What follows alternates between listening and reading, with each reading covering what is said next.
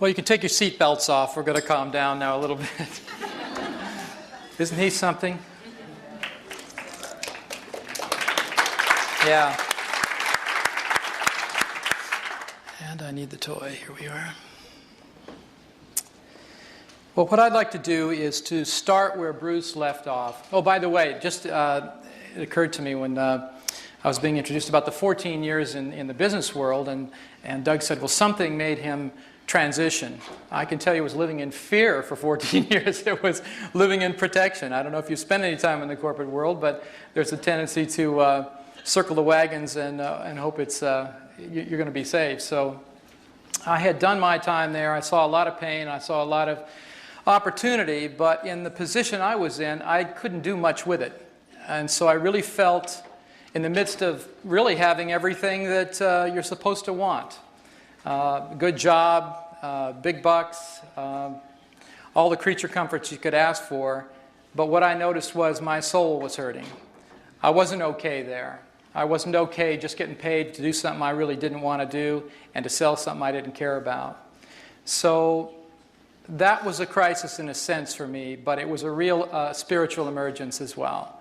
It was a coming out. It was a time to choose. Did I want to do my heart's desire, or did I just want to fold into the norm and do what I was expected to do? And I made the change. And 14 years later, I can highly recommend doing it. It's challenging at the time, especially when I did it and the way I did it, because I walked away from a very high-paying job, and it was a very good job by all people's standards, but it wasn't feeding the right part of me. So I'm here tonight, and I'm really grateful to Doug and to Bruce for the opportunity to share with you some of the things I've discovered over the last 14 years about the nature of change and about the nature of beliefs and their effect on our lives. So let's get going. I want to start with Bruce's conclusions, plus one that I added to the list. Do you remember his slide that said perception controls behavior? Very powerful words coming especially from a biologist. Perception controls the genes. Perception rewrites genes. And where I'm going with this is perception also rewrites behavior. I expect there's just 2 or 3 of you in the room maybe that might have a few behaviors you'd like to rewrite. I certainly did, especially 14 years ago, and so my search was to find the easiest, sanest, most effective, and quite frankly, the most painless way to do it. Graduate school didn't teach me about the painless part. In fact, it was all about go back, find the pain, work through the pain, and that's the only way to change your beliefs. I do have a different story to tell you at this point, quite a lot different than that schooling. The thing about perception, because Bruce used the word a lot and then he squeezed it together with the word belief, I'd like to make a little bit of a distinction there for us this evening. Perception, in my opinion, is awareness. The dictionary calls it awareness, but it's shaped by belief. Belief actually precedes perception. And I'm going to be talking about how that happens, but the important fact about it is that beliefs control your perceptions. If you rewrite the beliefs, you can rewrite perception. And if you rewrite the perception, you can rewrite the genes and the behavior. So there really is no distinction, if you're in the healing arts, especially the complementary ones, between mind and body. It's just a different expression of us, who we are. I want to define beliefs as a working definition anyway in the following way. Beliefs are conclusions derived from experience, information and or experience. They can be either conscious or subconscious. And what I mean by this, let me give you an example. Beliefs derived by conclusions from information would be the kind of thing that would happen if you got jury duty and you weren't at the event that's being tried. Let's say it's a criminal case. You weren't there present when the so-called crime was committed, but you're sitting in a jury situation. You're now required to listen to information from 2 attorneys telling you their story, getting you ultimately to come to some truth, some level of belief about what happened in that event you couldn't attend. So you're creating a belief through information alone. The second version of that is experience. Typical experiences, say you're 2 years old, imagine, and you've never experienced fire before. So you're crawling around and there's a candle left on, and you're getting curious because you haven't had an experience with a candle or fire yet. So as most kids that are 2 years old, they'll move towards anything they don't understand to discover what it is. So you move closer and closer to that candle, and isn't it interesting? So you stick your little hand out, like you do with everything else, to touch it and grab it and see what it is like, and sure enough, you get burned. Well, as soon as you get burned, you've had an experience. Now it's not just curiosity that's associated with that candle. There's an experience and a conclusion that is drawn from touching that fire, which turns into a belief, which ultimately, as I'll show you, affects your future perception of candle. In the beginning, there's not much of a differentiated perception, but after an experience like that, there certainly is. And then I'm going to talk a lot more about the conscious and subconscious mind, because this is where, in my opinion, the greatest amount of ignorance exists in mainstream psychotherapy, is that we've been trying to change subconscious beliefs with lots of conscious means. And it turns out the two minds are so different that it's no wonder it doesn't work very well. Your beliefs actually determine your biological and behavioral reality. If I had to just describe Bruce's presentation in total in one statement, this would be it. Virtually every part of our lives is governed by our belief systems. And we'll talk about that a little more too. Do you remember this slide? Here's the filter representing our belief systems. And if you look at it from this point of view, it's really a powerful thing to witness. Beliefs are really the filters of reality. You don't see the world as it is. You see the world as you are. In fact, you can't not do that. It's the most interesting thing is that each of you sitting out there looking at this presentation are actually having a very different experience of it. You all have the illusion it's the same experience. You'll talk about having been here, but it's not the same experience for you at all. Your set of filters about who I am, what I'm saying, where this place is, how you're feeling right now, that all profoundly affects your experience of this evening. So you think, well, it was a fact, here's what happened, but then you start talking to your friend that you came with or someone else that attended this particular event, they had a very different experience. So it's always that way. And if you can remember that, as soon as you're thinking, well, I've got the facts straight about something, remember, the facts are your subjective opinion, your filters of reality. And that's what perceptions are all about. That's what really matters here. Beliefs create perceptions, and they affect virtually every area of your life, as I mentioned. Self-esteem, for instance. I mean, your perceptions either define you as worthy or worthless in relationships, either loved or unloved. With respect to prosperity, that's a pretty popular one. You either can attract money easily in your life, or your perception is it's hard to get and hard to keep, and you'd mismanage it anyway. You look at your job performance. If your perception of yourself as a competent person or an incompetent person, it's going to make a heck of a lot of difference in terms of how you perform your job, and also the perception of others, of course. Mental health, you can see yourself as generally a happy person or a depressed one. Physical health, I mean, Bruce's presentation makes that pretty clear. The psychology profoundly impacts the biology of the body. Spiritual outlook, we have so many different spiritual systems and ways of looking at the hologram of God, so to speak, and all of the facets of it, that it is about perception when we're looking that causes us to believe and act in the way we do. And of course, the list goes on and on. You remember this slide? This is our friend Ecstasy. She represents joy. She represents growth in Bruce's model, moving towards something that's pleasurable. Do you remember this one? The Scream, it's called. So this one, of course, represents protection and fear. So my question to you is, if you had a choice, if you could choose between living like this, having your life and the undertone of your life being this feeling that you get when you look at this, or this, which would you choose? Oh no, let's review again. It's a tough choice. Would it be her? Or would it be him? All right, if you're having any trouble deciding here, or if you've decided you'd prefer this one, I only have one recommendation. See your doctor immediately and get your medication adjusted. Because under normal conditions, people are going to pick her. We want consciously to have our lives work. We want our lives to be filled with joy and pleasure and to look forward to each day. What prevents us from doing that? What is really the bottom line cause? How is it that your life maybe doesn't represent as much of this ecstasy as you'd like to have it represent right now. And I'll propose to you that what Bruce was telling you was absolute truth, and I'm just going to add a little bit to it. Whether you're living in growth and protection makes all the difference in the world. What determines that?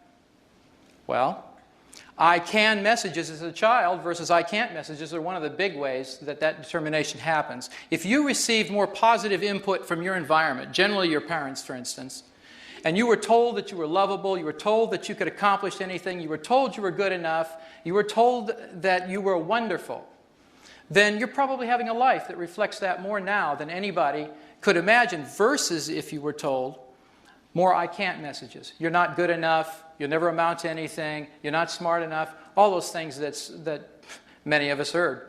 Those go in just like experiences. Those are experiences. They're just information driven, they're parentally induced usually, reinforced by society, and so we end up with a series of experiences that either put us primarily in growth or protection from our perception of life. Turns out our childhood programming becomes our habits of perception and behavior. You get your programs early on. By about 5 years old, the psychologists will tell you, your personality is pretty well set. What they mean by that is, you've had enough experiences to draw conclusions about yourself, and now you're either looking at yourself through the growth or protection filters. The good news is, even if you have produced these filters and you have habits that are supporting the perceptions and the behaviors that you don't want, they are changeable. They are changeable. Habits are usually the things that bug us the most because they are what they are. Habits are things that happen out of your conscious awareness. It doesn't seem like you have any control over them. You consciously try to control the habit. You say you're not going to do something, but you do it anyway. So I want to explain to you how the cycle of habituation occurs, why it occurs, and then ultimately how you can break that cycle. These cycles are really self-reinforcing, and let me see if I can explain this to you. I'm going to use the candle as a model because we talked about that earlier. If you're 2 years old and you're having your first encounter with fire, and it happens to be connected to a candle, and you crawl over to this fire, and it's a very interesting thing. You've not formed any opinions about candles or fire yet because you've never touched anything that was hot, and now you do for the first time. All of a sudden you've got an experience. The experience is hurt, ouch. That shapes the perception. The candle's no longer a general thing. Now it's a thing that could create pain. You have a perception of the candle. The perception creates a belief that candles are dangerous, or at least fire is dangerous. You've got it connected to the candle, but the main thing is the fire. That perception then shapes your experience of this candle. The experience reinforces the beliefs. What happens is, the next time you see a candle, instead of crawling over to it and sticking your hand in the candle, your perception of the candle as a possible source of pain keeps you from doing that. The fact that you're not going to go over there and stick your hand in that candle again, you'll never again have the same nebulous sort of perception. You're going to have a very specific perception of candles, and you're going to watch out for it. Now, whether as a child you learned about hot from sticking your hand in the fire and you got burned that way, or as you get older you have more complex experiences, you get burned in other ways. You get burned in relationships, as they say. That's a very complex form of burn, but it's a burn nevertheless. And it usually leaves a mark so that next time when you look at that situation, whether it's a relationship or whatever it was where you got hurt, you're going to move away from that. You're going to move into protection. And it's a self-reinforcing cycle. So some of the good cycles, like learning that fire is hot and to keep your hand out of it, is wonderful. You don't want to interrupt those cycles. But what about the cycles of self-deprecation? What about the cycles that say you're not good enough? What about the cycles that aren't very generative, that you'd like to get rid of? Then it would be important to be able to break the cycles.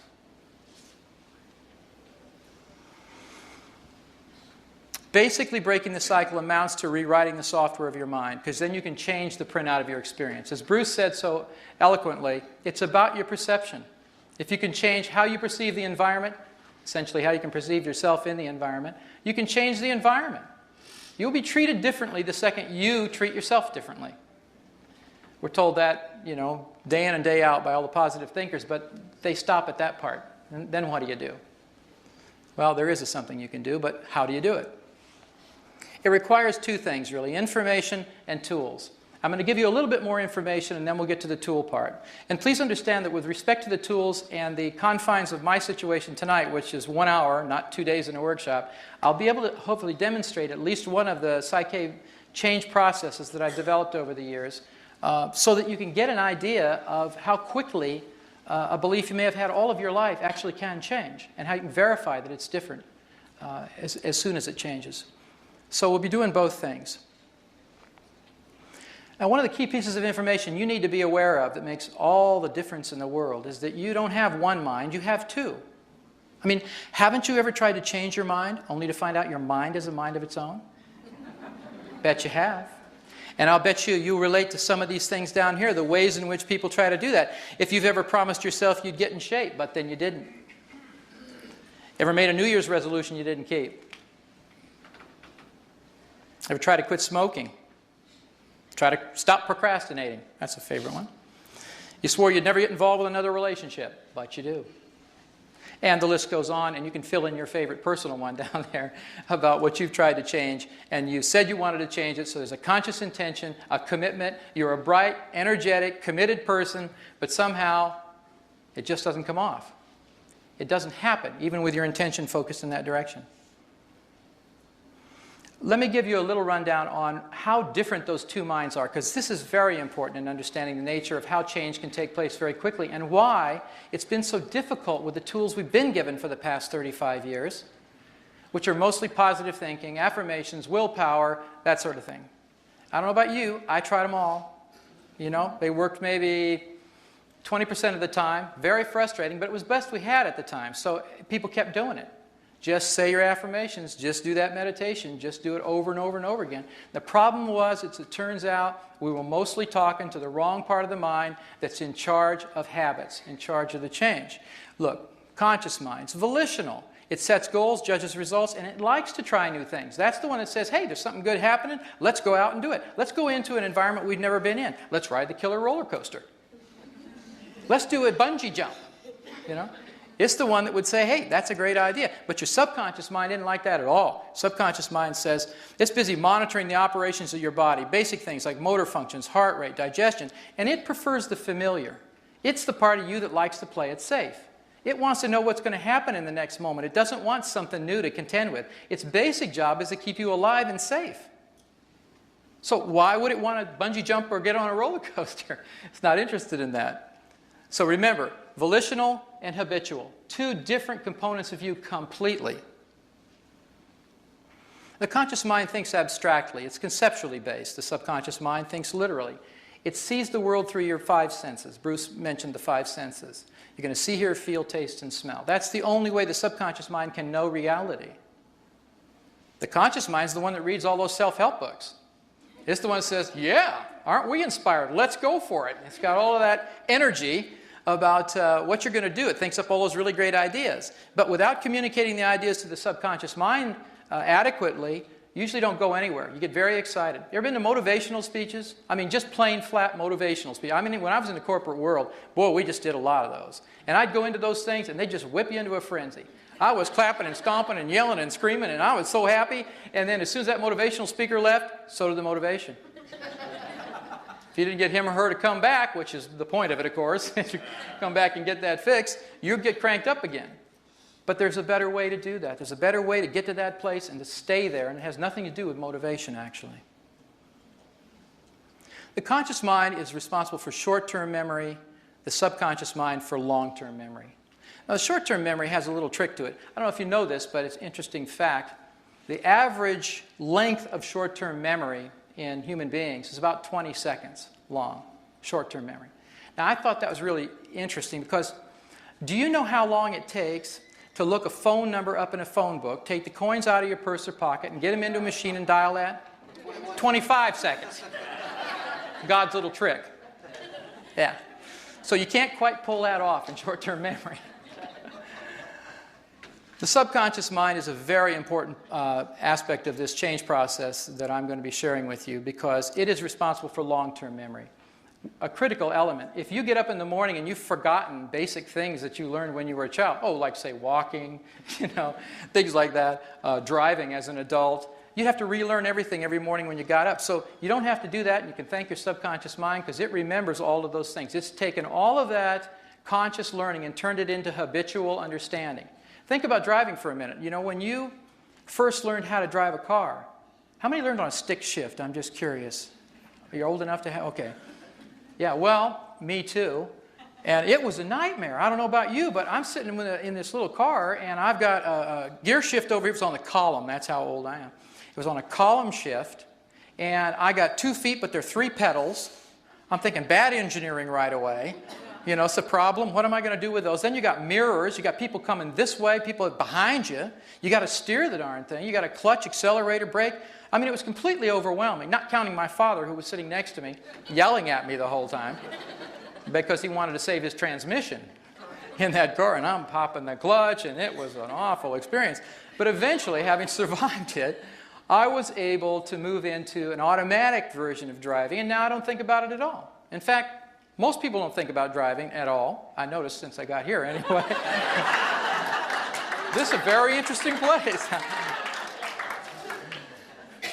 But you know, the beauty of it is you can have a conversation on the way from point A to point B. You don't remember driving at all. You had a great conversation, but somehow you get there. What's that about? I mean, who's paying attention?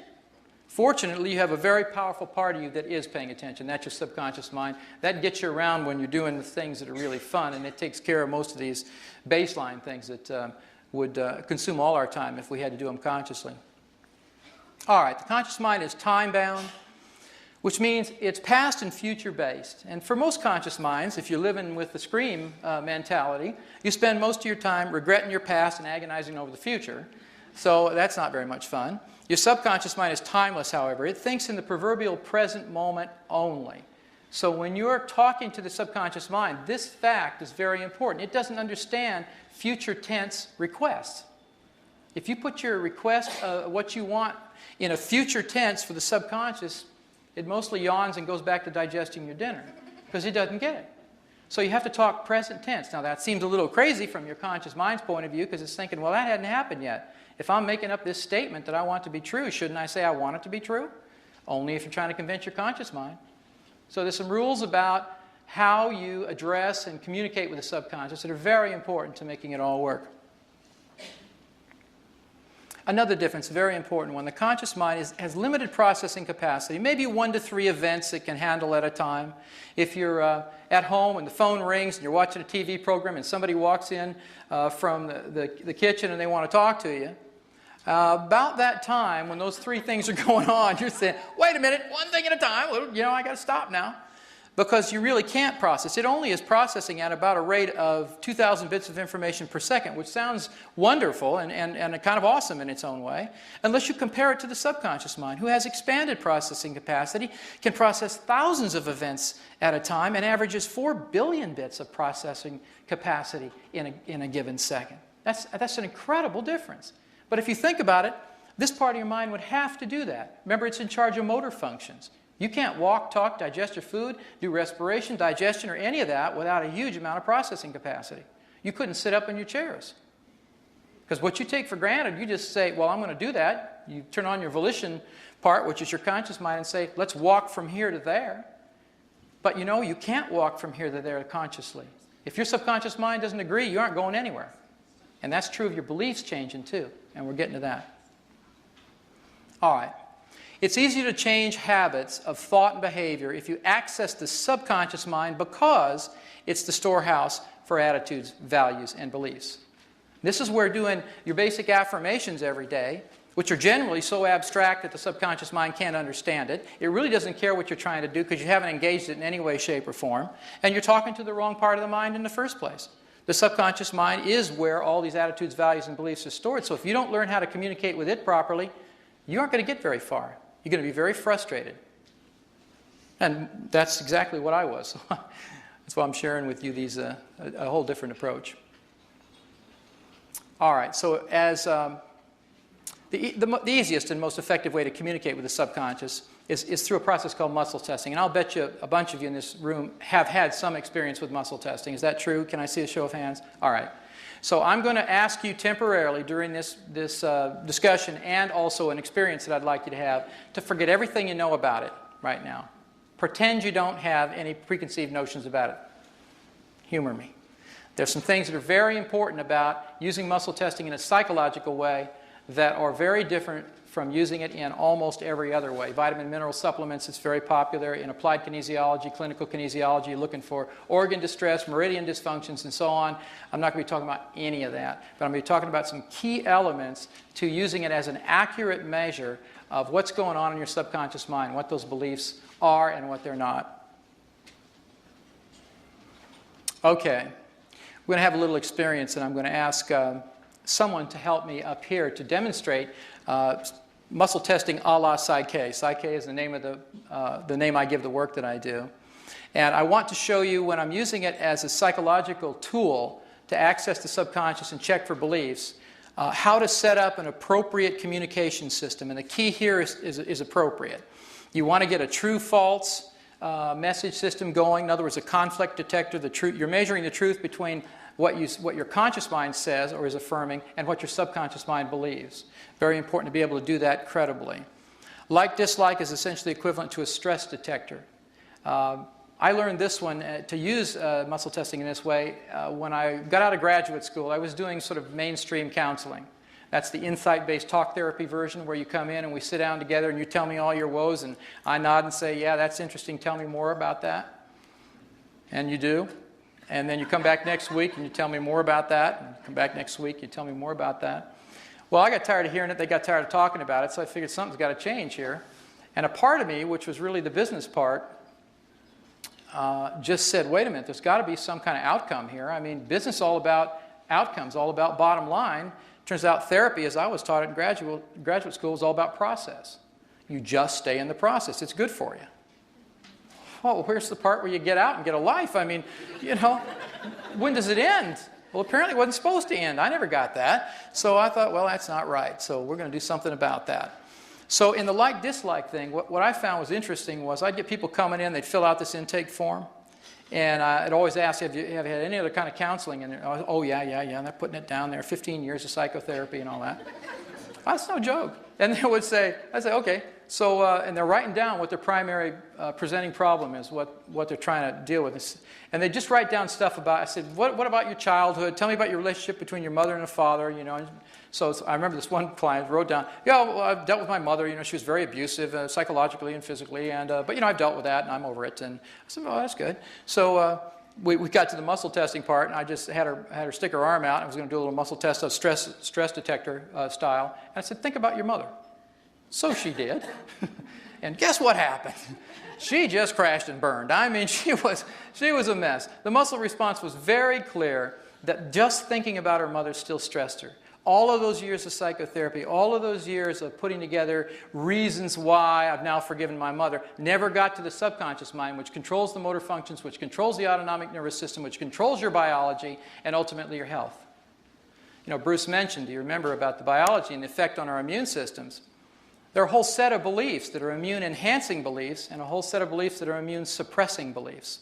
And if you look at the personality profiles of people who get various diseases, it becomes very interesting in a hurry. There's a whole field called psychoneuroimmunology, about 35 years of study in this country anyway, showing that people, for instance, cancer patients, one of the key qualities and attributes, personality characteristics of cancer patients is long repressed anger and hatred.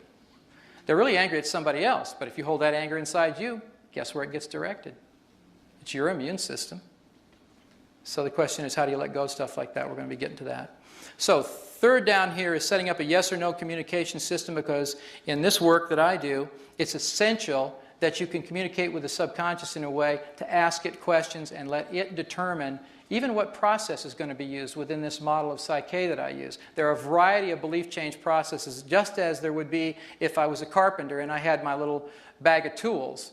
I'd have a pair of pliers and a screwdriver and a hammer at the very least. Because otherwise, if you just handed a hammer and you say, go build that house, well, you better find a lot of nails, because that's all you're going to be able to deal with. So you need some way to communicate yes or no, get yes or no communication from the subconscious. The last little note here, and I'll demonstrate this in just a second with someone, is where you position your eyes when you're muscle testing for psychological responses matters, as it turns out.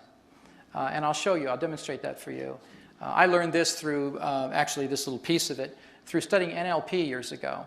They had made a big deal out of where your eyes are focused in terms of how you're processing in your brain. And what I found out when I first was introduced to muscle testing as a means of communication was that sometimes it seemed to answer correctly and sometimes the answers were really bogus.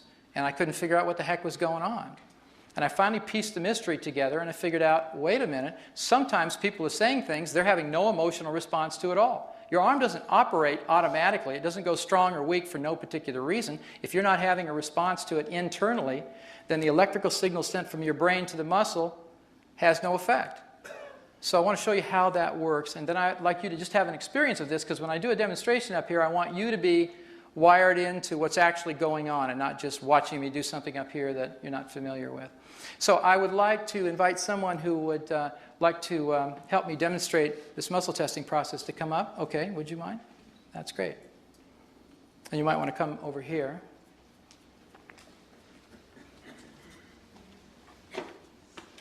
And you are? Juliana. Juliana, if you'll come over here, which arm would you like to use for muscle testing? You most comfortable with this one? Right arm. Okay. So let's see if we can get you in some light and me in some light. This is good. Okay. I'm going to demonstrate all three of these things, and then I'm going to have you do just one for the sake of time and for your experience. But what I'm doing is I'm standing next to Juliana's arm. Rather than in front of her like this, I want her to be able to have clear vision over here and me out of her line of fire. So we're not exchanging too much information in our biofields right now. So Juliana, what I'd like you to do is the following. I'm going to be pressing down on your arm gently. I've got my hand here on your wrist rather than on your hand, and my other hand gently on your shoulder. Mm-hmm. Okay, I'm going to be pressing down. I want you to resist that pressure, okay? But with your eyes, I'd like you to actually put your nose out here in this direction, and not your head, but just your eyes focused towards the floor. Actually, I'm sorry, you can turn your nose over here. You're doing great. And just put your eyes towards the floor.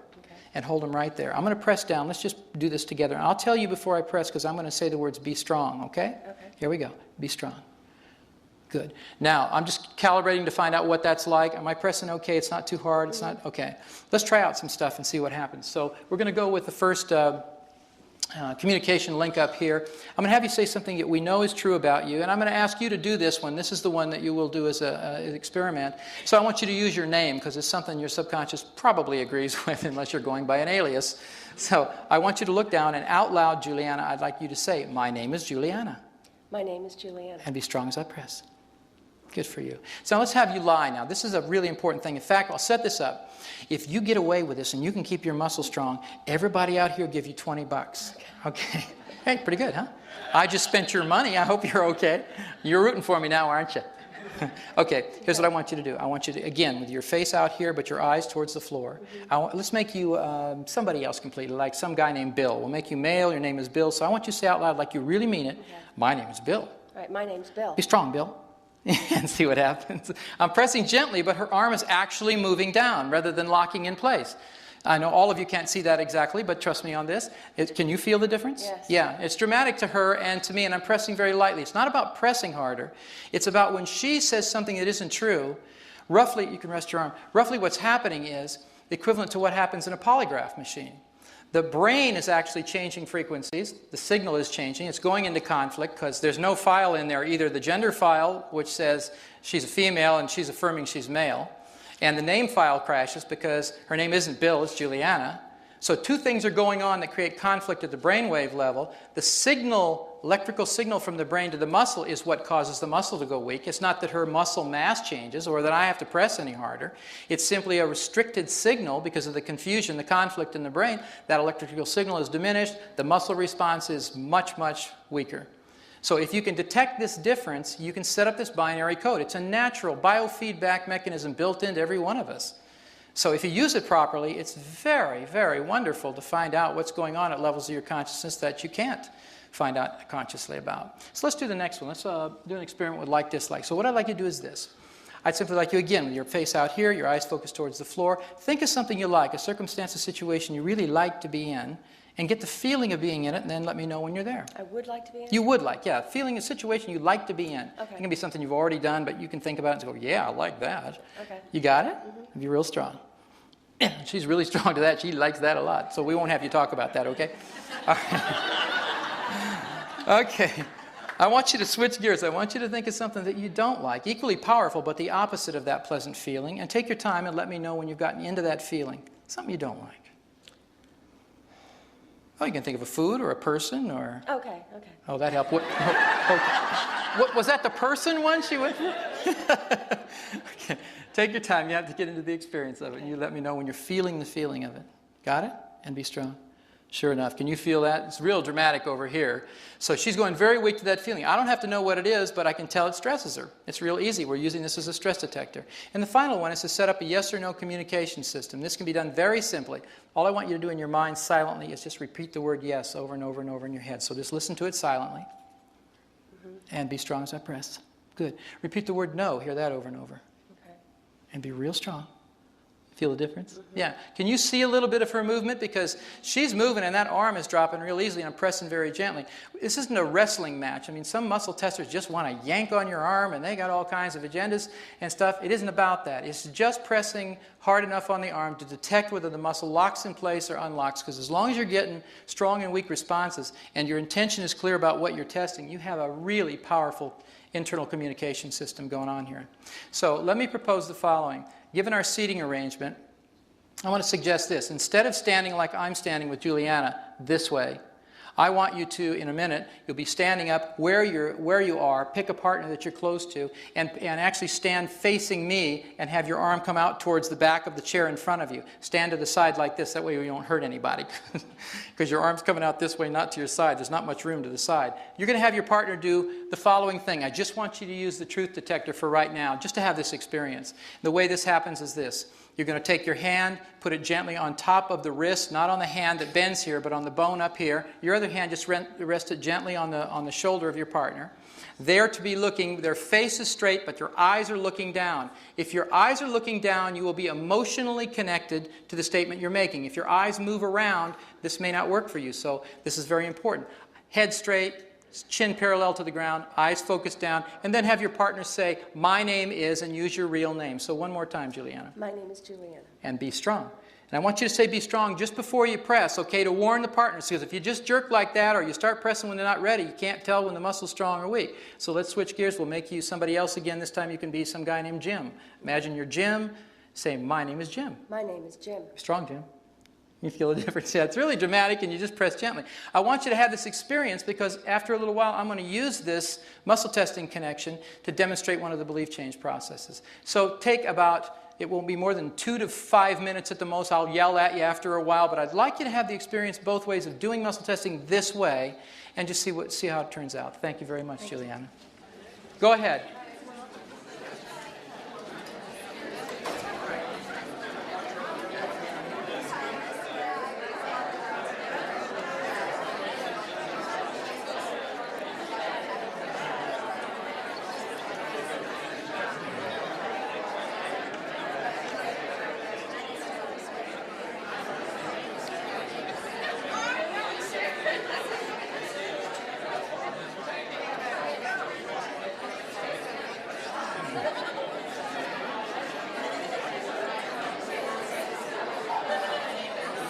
Going okay?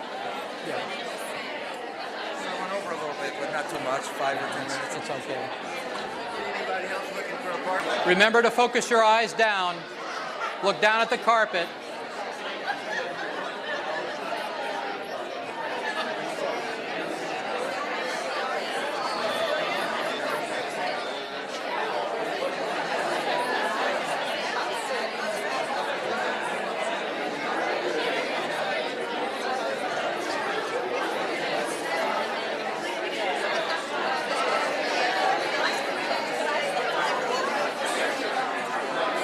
Okay, and when you've finished, have a seat. When you've finished the experience, have a seat, and I'll know you're getting ready.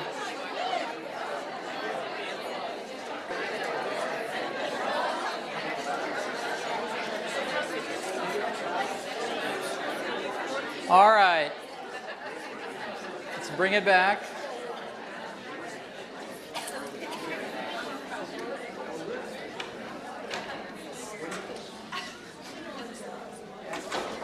All right, how was that? Is it okay? Work? Yeah. That's good. There's a question. I'm sorry, I can't hear the question. Well, my name is George, according to muscle testing. Uh-huh. And you wonder why, yes. Okay, a couple things can be going on. One is eye position. Your head has to be up, not cocked down looking straight. That's why your chin has to be parallel to the ground and your eyes are focused down during the testing. If that's happening, then you will be more associated, more emotionally engaged in what's happening when you're talking. When you say something is true, there'll be a stronger sense of reaction in your physical body, and that's what causes the muscle testing to work. It isn't a mystical experience. It's a biological, neurological experience. It's really a very cheap biofeedback machine that you carry around connected to you, your physical body.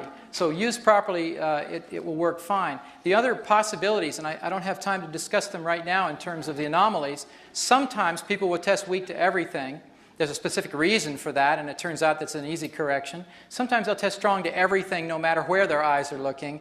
And if you're strong to everything, that's another condition in the body that's happening at the time, and there's a corrective procedure for that. But even here, you know, I bet you there 90+% of you had the experience as you normally would, and a small percentage may need some kind of tweaking, in other words, to make it work really well. If you've never experienced muscle testing before, sometimes it can just be plain surprising. You know, it worked. What's that about? Because consciously you walk around thinking you're in control of your body and your behaviors and your responses and all of that, and the fact is mostly you're not.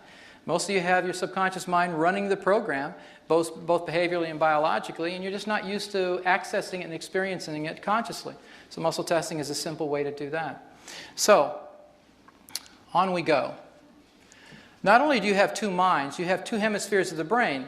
And this is one of the key pieces also associated with the change process. And I'm going to give you just a quick course, Hemispheres 101 here, so we can move along. Most of you are familiar with the basic concept of brain dominance theory. You have a left brain and a right brain, a left hemisphere and right hemisphere. The left side of your brain is really primary center for logic, linear thinking. It's the primary speech center, so that's where your words come from. It tends to be analytical. It breaks things down into parts rather than putting them together, and it just loves the order and control of things. That's the part of you that thinks it's really good to get to work on time and to get your jobs done on time and can balance your checkbook and all those things that are a function of, you know, ordinary life. So it's a good thing we have that hemisphere. But it's not the hemisphere where you have much fun, I notice. So you want to take into consideration the right brain, the right hemisphere. It's where your emotions are. It's where pictures are made in your head instead of words. It tends to synthesize rather than analyze. It puts things together rather than breaks them apart. And it tends to be the one that enjoys that feeling of being spontaneous and free. So when the weather's great and you could go do something really fun, that's the part that argues, let's go. And the other side says, no, we've got to get our work done first. So sometimes they compete, in fact, almost always, for your attention. And control of your system, by the way. The arrows down at the bottom represent this crossover relationship between the hemispheres of the brain and the side of the body that they control. For instance, the left hemisphere of the brain controls motor functions on the right side of the body, and vice versa. The right hemisphere controls them on the left. Now, there's a word down at the bottom, or two words down at the bottom. Corpus callosum is a bundle of nerve fibers. They're like, think of them as fiber optic links, millions of them, part of a very sophisticated commissure system that is a communication pathway between the left and the right hemisphere. On a good day, when both hemispheres are talking to each other, you're getting a lot of crosstalk going, that communication system is wide open. So it's really a bridge between the hemispheres. And when things aren't going so well, or you get stressed, as Bruce was talking about, the fight or flight response, what typically happens here is that commissure system, that corpus callosum, shuts down, like it becomes a barricade rather than a bridge to crosstalk. And so you will go into a favored hemisphere to deal with a given situation. It's not that people are all left brain or right brain. The research was very clear about that, but the pop culture didn't get that part. It's much easier to write about, oh, what are you, left brain or right brain? Well, guess what? You got two hemispheres and you're both.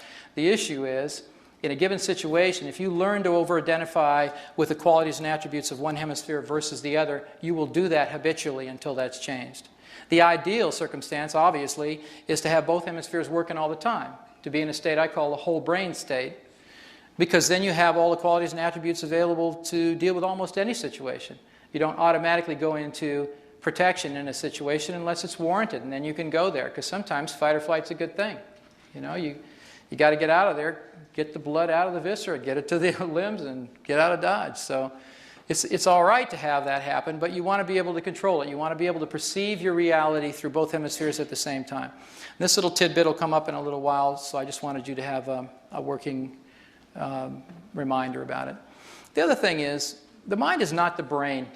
This is a very important concept. Bruce alludes to it all the time because he talks about it's about energy. I mean, in the final analysis, the physicists tell us it's all energy. So you've got a whole bunch of people here and here are complementary healers, and you say, well, do you do energy work? Show me something that isn't energy work. Allopathic medicine is energy work. What do you think the pills are? It's all molecules vibrating at some frequency. You're just ingesting them or injecting them or doing something, but it's all energy work in that sense. You can't not do energy work. Everything's energy. So remember that mind can really be described more aptly than calling it the brain as photons of light held in an electromagnetic field. We're talking about moving energy here. That's what healing's about. That's what change is about. That's what the mind is about. The brain is the gray matter inside your cranium. It's like the CPU chip in a computer. It's the physical thing that you can crack open your cranium and you got this thing in there, but that's not the mind. That's just the brain. That's a different deal altogether.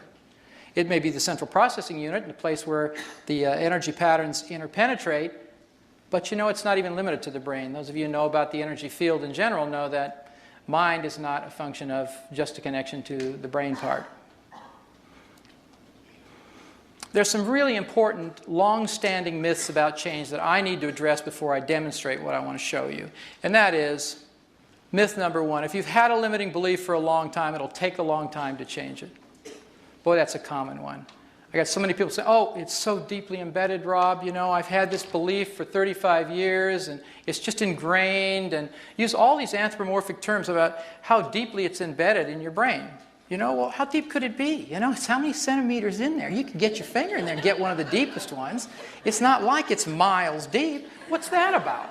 But we keep characterizing it in a way that makes belief change difficult. If you look at the reality of it, if it's photons of light held in an electromagnetic field, that's a different story. It isn't about deep.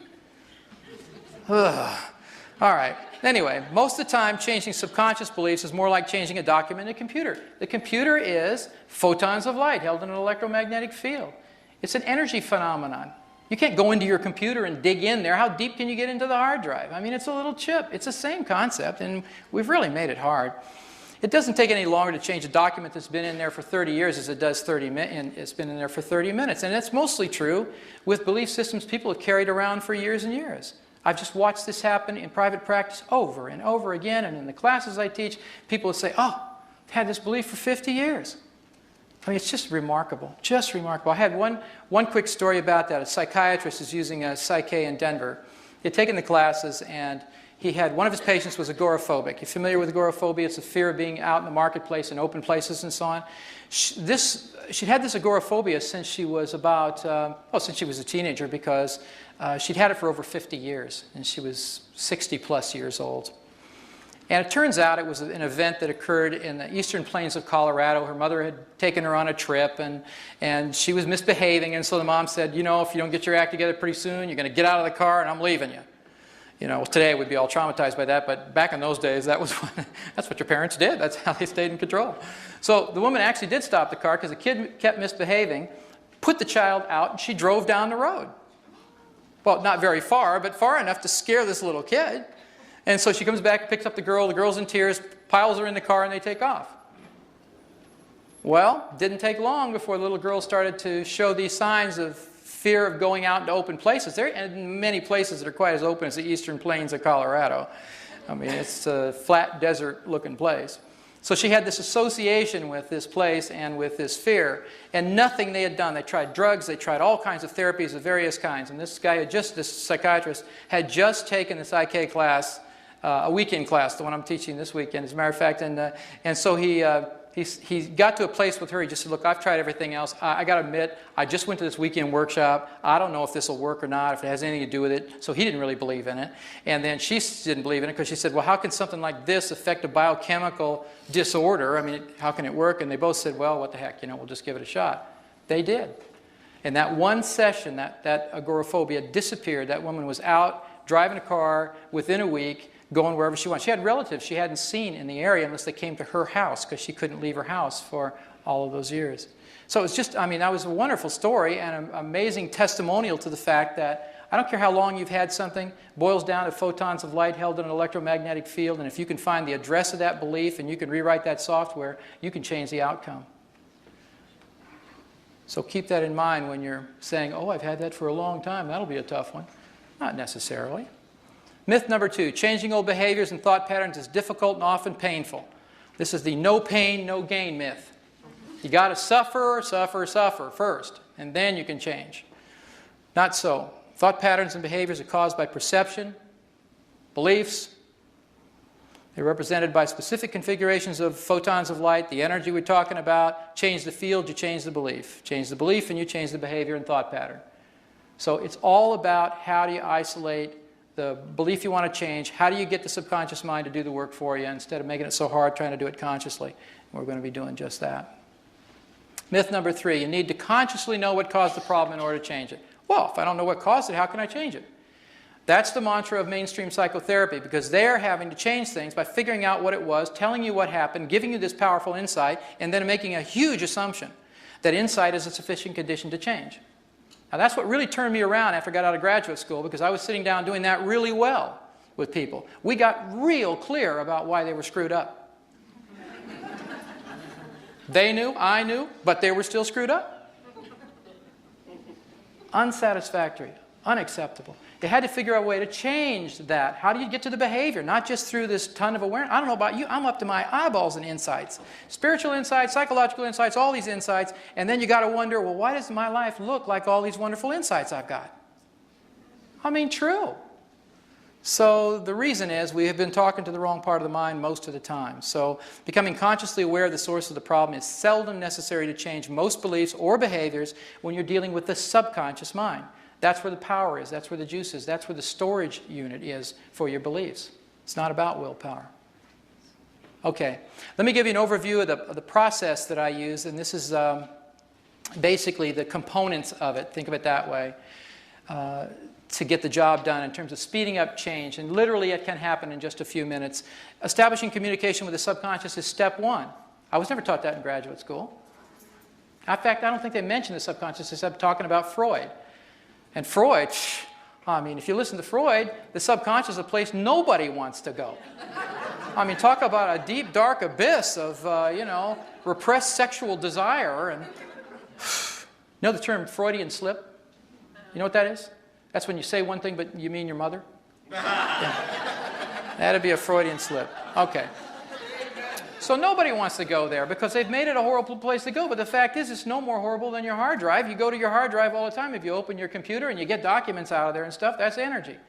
So we're going to be communicating with the hard drive here. You're going to pretest a desired belief statement. That's a very important thing to find out if your subconscious believes it or not. Like Juliana was very kind to come up here and give her attention to this process, and I had her say something that was pretty non-threatening, my name is Juliana. But what if I had said something like, had her say something like, I love myself unconditionally, or I trust that I am a wonderful person, or anything that she would desire to be and to know about herself. Then all of a sudden the rubber meets the road. Now you're finding out from your subconscious mind, do you agree with that statement or do you not? You may have done tons of therapy, you may have been saying affirmations and meditated for 25 years, and I tell you, surprise, surprise, you'll say something you think is true and you do believe it consciously, but your subconscious mind never got the message. And that's the part that really needs to get it in order to have behavioral change last. That's why so much change tends to be temporary and made out of lots of willpower. All right, so we've got pretest the statement, get permission and commitment to change the belief using a Psyche balance. The balance processes that I use, I call them balances because essentially what they do is they create a balanced identification or perception of the left and right hemisphere of the brain at the same time for the new belief. And by doing that, using this whole brain integration process stuff, you can reduce the resistance to internalizing a new belief very quickly without all that effort and struggle. And the permission and commitment thing is really important. I've noticed in conferences I've attended for energy psychology, as an example, many of the processes make huge assumptions that if you have something that looks like it needs to be fixed, it actually represents something that's broken. I don't know about you, but a lot of times whatever you call broken is a messenger. That message is there to that pain or difficulty or whatever you call dysfunction is there to teach you something, and you kill the messenger. So I found that it's much wiser to find out from the subconscious. It's even a good idea to do what you're talking about consciously before you do it. It saves you a lot of grief later on, and you don't have to get the proverbial 2x4 returning to get your attention because you managed to get a symptom to go away. This isn't about treating symptoms. It's about the cause of the symptoms. And then we'll do a balance, which is the process for change using whole brain integration of some kind or another, different varieties of that. We'll post-test the belief statement because it gives you a physical muscle response that's going to be different than in the beginning. So you have an objective way to measure a subjective change. You don't just say, well, how do you feel? And you go, well, fine, you look good. All right, see you next week. It's not that. You know before you leave the interaction whether that belief resides in your subconscious or not. So there's a way to know it for sure. And then celebrate the change, and that's my favorite part. So we'll be doing that. Okay. So, let's see. I want you to take a look at some of these messages. What I did was I distilled some of the key messages that over the years of doing psychotherapy, I found that many people internalize from their childhood. You'll never amount to anything. You're worthless. You're not smart enough. No matter how hard you try, it's never good enough. Money's hard to come by and hard to keep. You don't deserve to succeed. No one will ever love you. And Bruce's favorite, you're going to get cancer because it's genetic. This one, at the bottom, of course, you can make generic, which is you're going to get whatever disease you're predisposed to because it's going to get passed along in your family. So it doesn't. I'm just putting it out there to let you know that it doesn't matter what disease you put in this category of cancer. It's the same notion that I'm helpless and the situation is hopeless. I'm just going to get what I'm getting passed along. So these may be some of the messages that you got. And the question is, what if you could change them? What if you could have anything on this list? What if anything on this list could be true for you? What I'm going to ask next is, I'm going to ask somebody else to come back up to the stage, and I'm going to facilitate a process, first of all, to discover whether the belief that seems desirable to you is currently true in your subconscious, and if it isn't, then I'm going to facilitate a process to make it so. It'll take just a few minutes to do that. And so what I'd like you to do is just read down this list, and if one of these beliefs calls to you and just says, boy, I want that. It may not be true right now, I'm not sure, but I'd be willing to come up here to make sure. Would you like, you have one? Okay, come on up. Definitely. Yeah.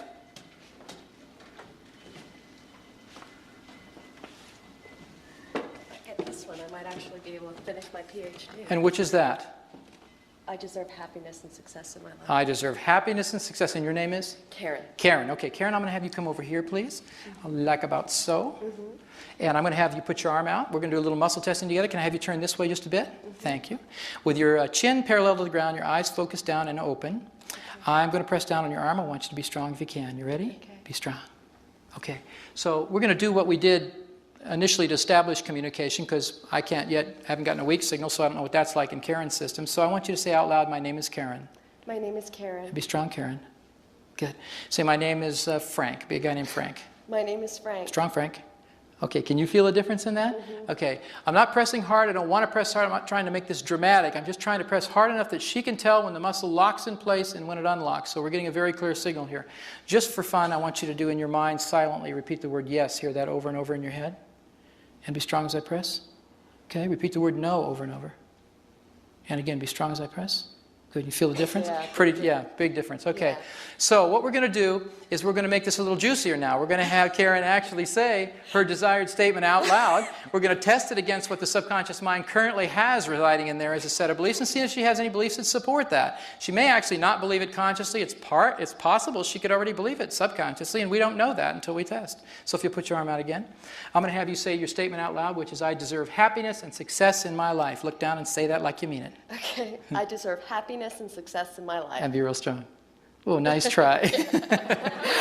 Please, God, make it work. That's about wanting it with all your heart and soul, but not having the program to support it. And that's what I mean. You think, oh, geez, I've tried it, and I want that, and I'm really desirous, and oh, I'm all lined up. And your subconscious says, sorry, no software for that one. All right.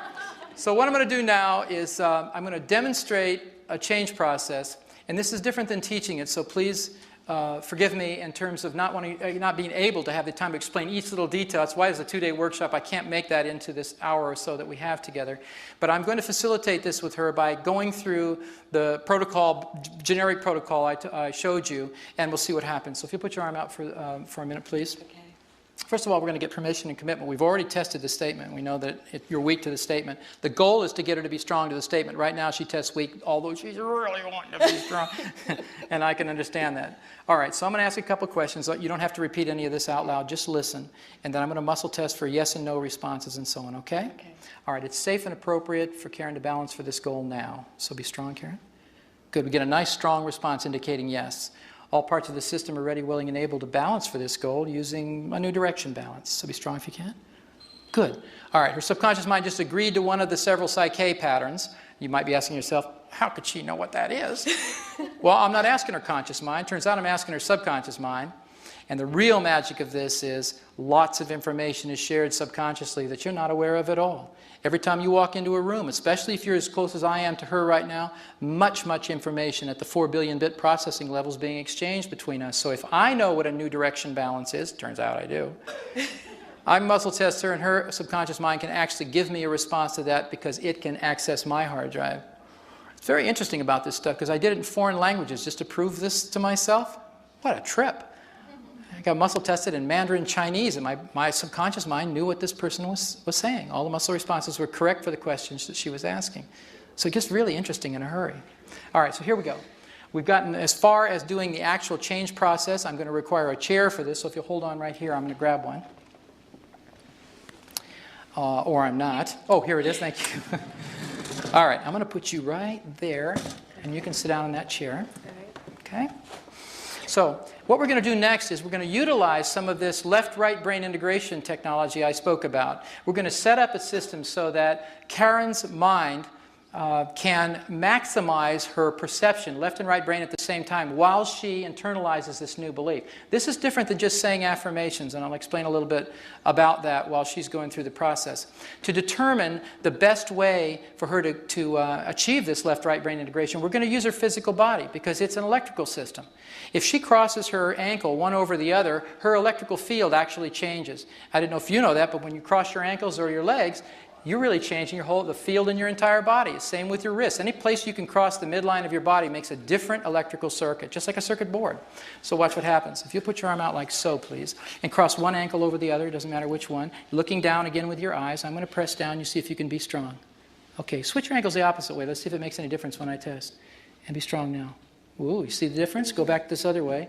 Apparently there is a clear preference here. Be strong. She's real strong when she crosses right ankle over left. And remember, this is all in relationship to this goal. This is not a general thing now. We're into a belief change piece. That's the target. And her subconscious mind is telling us, hey, this is the way I need to be configured optimally to get this belief to be true. So while your ankles are in the position that caused the strength, I want you to do the following with your wrist. Put one on top of the other straight out in front of you like so. I'm going to press down on both of them, and I want you to be strong if you can. Strong now. Okay, switch them the other way. Let's see if it makes any difference. Be strong now. You tell me which one feels stronger. Go back to the other way. Be strong now. Okay, and back the other way. Be strong. Yeah, this way does, doesn't it? Like yes. So? Yeah. We're getting a clearer signal. I just had to test a couple times because the difference is fairly subtle. So what you do with your hands now is just go ahead and interlace them like this. You can rest them in your lap. Okay. Here's what I want you to do. And then I'm going to have a little chat with the group while you're doing it.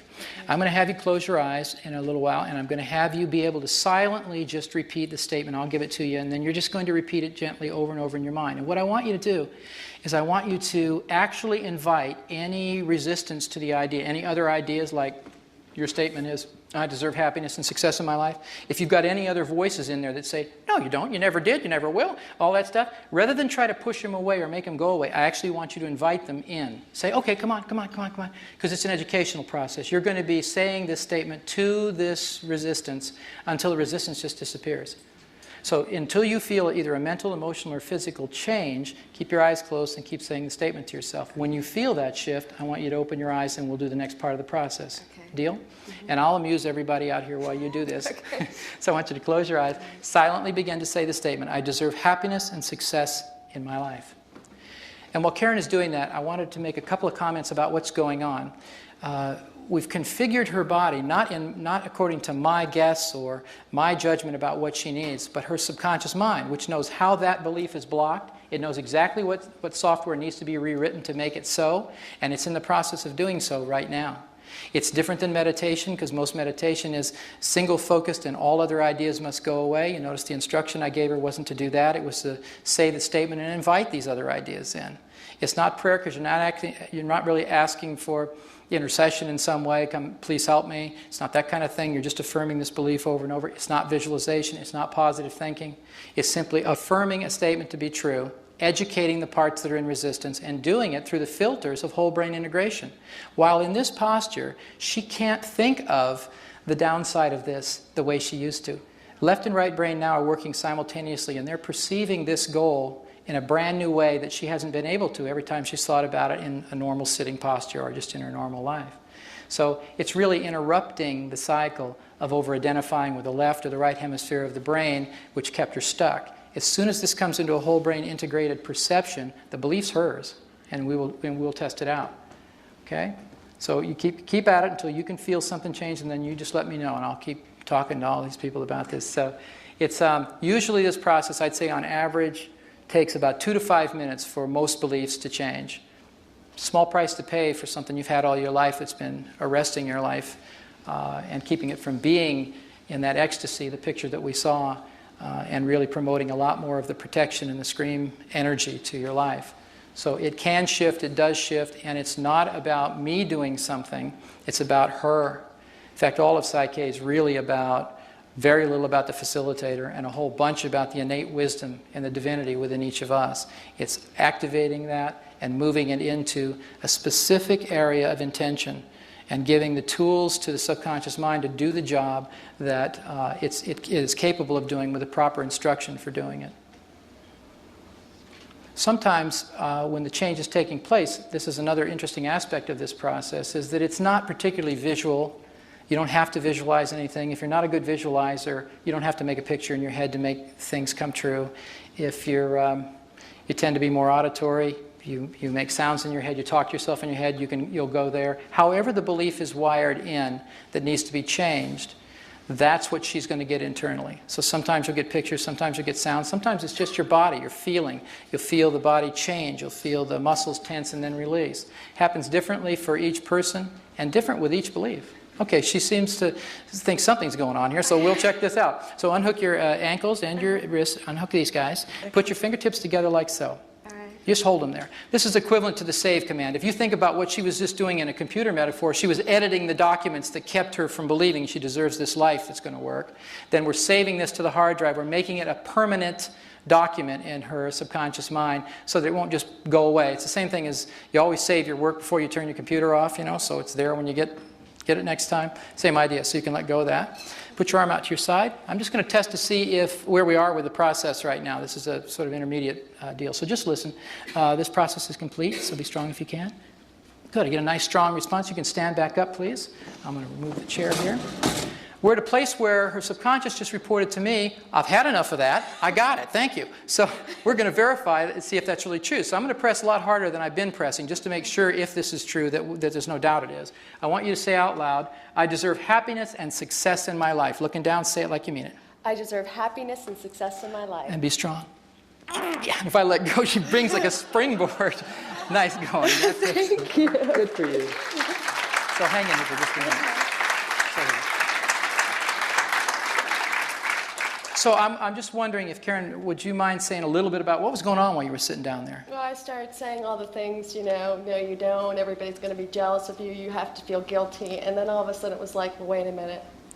God wants everybody to be happy and successful in their life. And if God wants everybody to be happy and successful in their life, God wants you to be happy and successful in your life. Bingo. And when I went through that process, it just,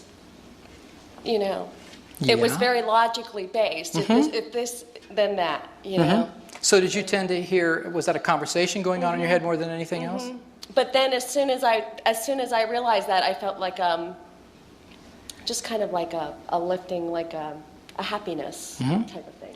Well, I think that I deserve happiness and success. Might have something to do with the feeling getting to come in for a change. She went from the scream to the ecstasy pretty quickly right there. Thank you very much. Oh, thank Enjoy the you. change. Okay, thank you. Okay. Yeah. Thank you for volunteering. Okay.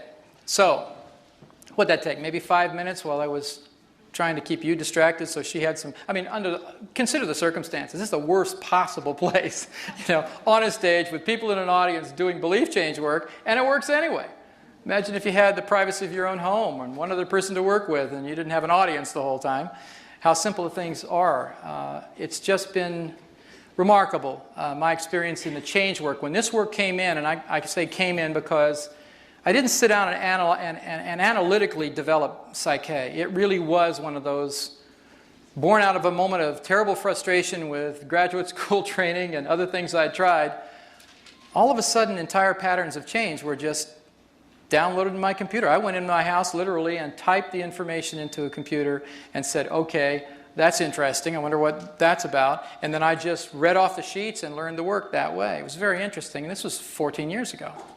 So I was very skeptical, didn't believe in muscle testing because I'd never experienced it, didn't believe in these patterns until I could experience them myself. And when I saw the really miraculous changes that were taking place in short periods of time, physically, emotionally, spiritually for people, I finally just said, okay, thank you, and I'll do it. So you find your path and you stay with it because it works. And it's my joy to get to share this information with you. It's like Bruce and I bond because he's bumping the envelope of biology. I'm doing the same with psychology. We've been looking in the wrong place for the changes for a lot of years, and it's time to wake up and do it completely differently. So thank you for your kind attention. And if you have an interest in learning more about the work, Doug's going to tell you about our workshops on the weekend. Are there any questions before I close? Anything that pressing and you need to know other than... You need to go. Okay. One last thought. Okay. Is this something you can teach yourself to do?